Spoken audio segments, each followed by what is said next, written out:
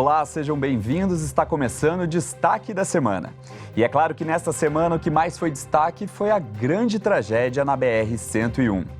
Domingo, 6 de abril, 13h37 da tarde. Um congestionamento devido a um carro quebrado bloqueia o trânsito na BR sentido Florianópolis. Carros, caminhões e até um ônibus parados em uma grande fila. Eis que no sentido oposto, algo que ninguém estava esperando. Um caminhão-tanque totalmente desgovernado tomba na pista, derramando etanol. O tombamento foi em alta velocidade, o que gerou uma grande explosão. Boa parte da carga altamente inflamável é derramada na pista, formando um verdadeiro rio de fogo. Os carros parados no congestionamento não têm para onde ir. O que se vê na sequência são cenas de pavor e desespero.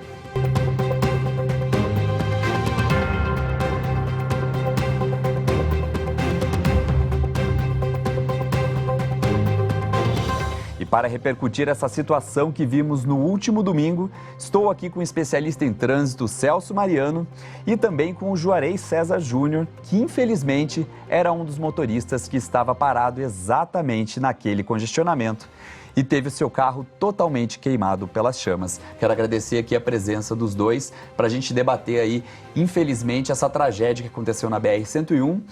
E começo perguntando justamente para você, Juarez. Eu quero falar com você que é morador aqui de Curitiba, mas gosta de surfar e sempre vai para Florianópolis, né?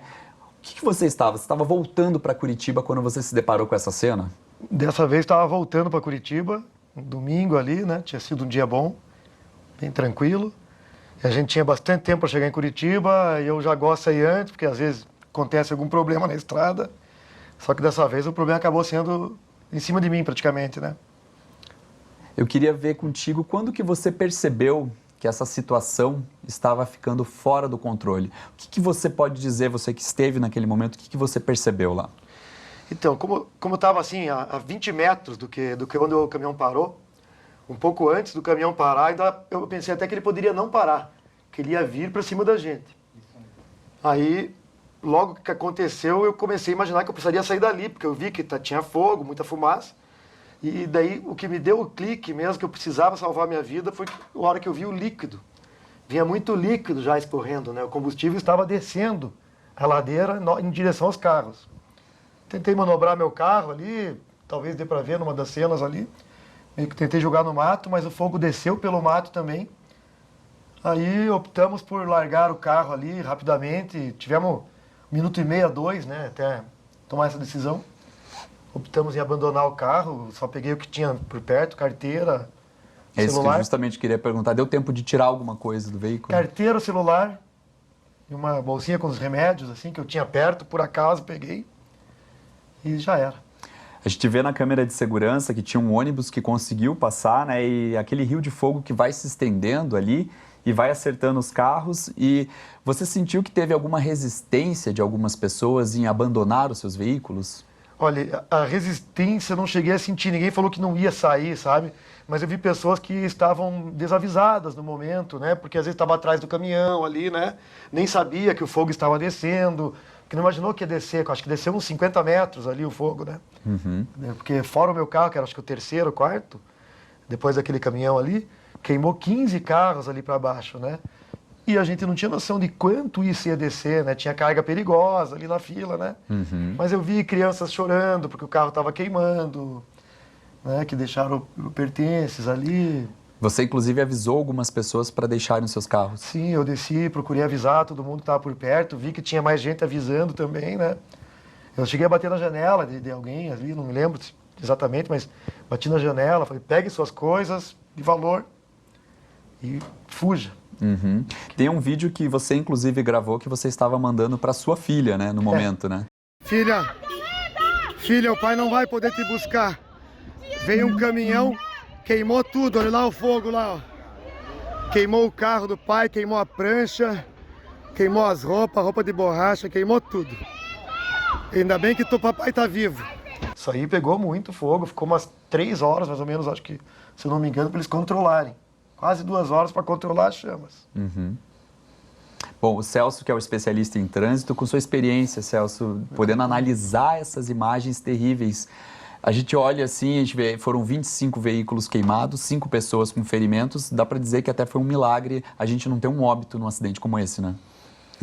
Tem que agradecer a providência divina, sei lá, cada um com sua fé, com suas crenças, mas tem que agradecer sim, porque o potencial de destruição de um acidente como esse é gigantesco, né?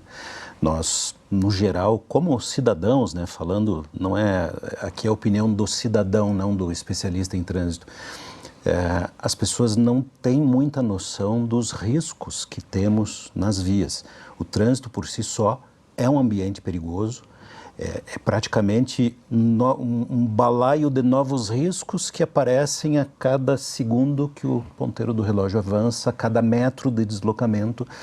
Todos os fatores se recombinam e situações potencialmente perigosas se manifestam. É claro que nem tudo vira acidente, né? Às vezes vira só um susto. Às vezes nós temos simplesmente situações que deveriam nos servir de alerta, né? Por exemplo, nós que só assistimos isso, né? A gente não estava na pele do Juarez para sentir a adrenalina dessa experiência, né? A gente já pode tirar uma lição daqui, né? Poderia ter acontecido comigo, pode acontecer no meu próximo deslocamento, algo próximo de mim. O transporte de combustíveis, que é tratado como transporte de produtos perigosos, o condutor tem que ter um curso de especialização. E eu posso falar de cadeira, eu sou professor que forma e atualiza esses profissionais. Nós temos, inclusive por parte deles, que são profissionais, um certo anestesiamento em relação aos riscos, né? Então, cada vez que acontece algo assim, a gente aproveita e utiliza as imagens, conta a história repetidas vezes, faz análise do que aconteceu e, especialmente, tentando buscar o que de diferente poderia ter sido feito que teria evitado, né? Qual foi o procedimento ou qual foi o detalhe numa regulagem do veículo, na velocidade, na manobra, o que aconteceu ali que juntou fatores que resultaram no chamado sinistro de trânsito. Então, felizmente, pouquíssimas vítimas, mas nós temos que olhar para isso e saber que acontece com relativa frequência. Não muito mais, né? Nós não podemos normalizar. Né? Então, obviamente que tem que ter todos os desdobramentos de analisar os motivos. Tem N consequências, obviamente para a transportadora, para o condutor, eu imagino, e para proprietários de veículos, como o Juarez, né? Você não se machucou, mas seu patrimônio se foi, né? O carro se foi e algumas pessoas se machucaram. Então, é um problema, é um assunto que interessa a sociedade como um todo, porque lá é uma via pública, né? Você que está nos assistindo poderia estar passando lá perto naquele momento e talvez se envolvido com esse acidente. Aproveitando o gancho do que o senhor falou, desse anestesiamento que os condutores têm, às vezes por estarem vivenciando dia a dia acidentes, né? A gente vê a BR-101 foi palco de mais uma explosão nessa semana, mais um caminhão explodiu e veio a pegar fogo. E falando em BR-101, que é a continuação da nossa 376 enquanto Paraná, vira 101 no estado catarinense. Esse trecho entre Curitiba e Florianópolis é um dos trechos mais críticos do país. Inclusive, tem ali os 3 quilômetros, que eles falam, os 3 quilômetros da morte, que é do 665 ao 668, ainda enquanto 376, na descida da Serra aqui de Guaratuba, que é um trecho crítico, né? O senhor tem alguma coisa para falar? O porquê que essa BR concentra tantos acidentes? Eu tenho vários amigos que são místicos. E eles atribuem isso justamente ao número do quilômetro, né? O 666 está ali. Mas nós não podemos, independente das crenças, enfim, nós não podemos nos permitir subestimar todo o histórico, do que já aconteceu lá. Quantas pessoas já perderam a vida ali naquele trecho? E nós estamos falando de décadas. Eu moro em Curitiba desde 1996 e quando eu cheguei aqui já tinha fama de rodovia da morte, ou trecho da morte. Era meio que certo que, o ano passado morreram 70 pessoas, esse ano deve ser 71, 72. E eram números absurdos, que baixaram um pouco, precisamos admitir isso, né? Não está tão feio, e se a gente considerar que aumentou a frota, nós até conseguimos alguma melhora. Mas alguma coisa deveria ser feita mais profunda. E é uma questão que até extrapola as responsabilidades do momento, né? Uma rodovia federal, ok, então esse é um assunto do DENIT, do governo federal. Sim, mas ela está concessionada. Então é responsabilidade da concessionária. Há um outro nível de responsabilidade que cada um de nós, como cidadãos, deveríamos buscar, que é o seguinte: como é que um país que mata 30 e poucas mil pessoas por ano, que coloca um exército de brasileiros em cadeiras de rodas todos os anos, que cria um sobrepeso na previdência por conta de pessoas que perdem tanto da saúde que não podem mais trabalhar, como é que nós admitimos um determinado quilômetro, uma determinada curva, um determinado trecho de rodovia matar tantas pessoas? E temos que lembrar, nós somos o mesmo país, a mesma nação que também admitiu o desmonte do transporte ferroviário. Se nós olharmos bem, o que se transporta de cargas numa rodovia que poderia estar sendo utilizada em sua maioria para transporte de pessoas, para veículos pequenos, essas cargas poderiam estar em trens, mas cadê as vias férreas? Quer dizer, faltou um planejamento a longo prazo. E esse é um apelo que, sempre que tenho oportunidade, eu faço, agradeço pelo espaço, que isso tem a ver com o cidadão, não é só quem está no governo hoje, a sociedade tem que pensar nisso. Que trânsito nós queremos para a próxima década? Que histórias estarão sendo contadas aqui nesse estúdio, nessa emissora de TV, daqui a 10 anos, do que se passou nos últimos 10? Nós entramos na segunda década de ações da OMS, Organização Mundial da Saúde, porque nós não conseguimos atingir as metas da primeira. Já estamos na segunda e a meta é diminuir em 50% a fatalidade. Então, quando a gente vê isso aqui, puxa vida, mas até que não se machucou ninguém, esse é um lado bom. Mas, gente, isso é só o lado menos pior. Não poderia ter acontecido um acidente como esse. E essa tomada de consciência, né, e de atitude, ela tem que se refletir no nosso dia a dia. E, obviamente que você não vai resolver tudo, mas você está tomando os cuidados? O seu veículo passa por revisões? Você que tem alguém conhecido que é caminhoneiro ou que tem empresa de... escute, as coisas estão sendo respeitadas ou não? Fernando, infelizmente no Brasil, inspeção veicular, por exemplo, é uma piada. É uma piada. Não tem. Não sei se foi o caso, mas... E o estado do caminhoneiro? E o preparo do caminhoneiro? Quantos de nós, como pais, estamos estimulando nossos filhos para que a sua profissão seja caminhoneiro ou motorista de ônibus? Ninguém mais quer essas profissões. E são profissões extremamente importantes, né? Ainda mais que nós temos 20, 50 caminhões ao invés de alguns vagões de trem, como poderíamos ter. Então, falta muito. E é um assunto muito sério. Uhum. A concessionária até ultimamente vem instalando ali as questões daquelas caixas onde os caminhões, quando perdem freios, né, aquelas caixas de contenção onde simplesmente eles conseguem levar os caminhões até aquele espaço. Já são 3 ali na descida, né, da 376, onde o trecho mais crítico, mas ainda algumas coisas de uma rodovia que foi feita muito lá atrás, ainda se sobrepesam até hoje, né? Eu queria falar com o Juarez, você falou que você tem mais de 40 anos de experiência em estradas, você nunca tinha passado por uma situação como essa, né? Assim, tão próximo não, já tinha visto no engarrafamento, andar um pouco, ver ali na frente eles apagando chamas de caminhão, né? Já fiquei muitas vezes preso na estrada, já passei a noite na estrada diversas vezes. E até evito esse trecho ali, porque eu sei que não dá. Eu falei para minha filha lá, vou te buscar. Mas a probabilidade de não chegar, né? Tanto que eu já saí meio-dia para fazer uma viagem de 3 horas, 4 horas, que eu sabia que podia levar 6 a 7 horas. Então, a gente não tem aquela certeza que vai dar certo, né? Não tem aquela... A infraestrutura, né? Na minha opinião, assim, cresceu demais o movimento. E temos ali uma estrada que é um projeto dos anos 80, que ela tinha que ser duplicada nos anos 80, quando era o Corredor da Morte. Daí duplicaram, até terminar de duplicar, terminaram, não faz tantos anos assim que está duplicado esse trecho todo, que é Curitiba até Garopaba, Laguna, né? Esse trecho ele foi duplicado até Joinville, depois foi duplicado até Barra Velha, depois até Floripa, né? E daí depois, acho que foi em 2010 que terminou um túnel que tem em Paulo Lopes ali. E esse projeto era para estar pronto nos 80. E você comentou que justamente aquele trecho faltou ali não tinha um acostamento, que talvez se tivesse um acostamento... Eu na hora fiquei imaginando...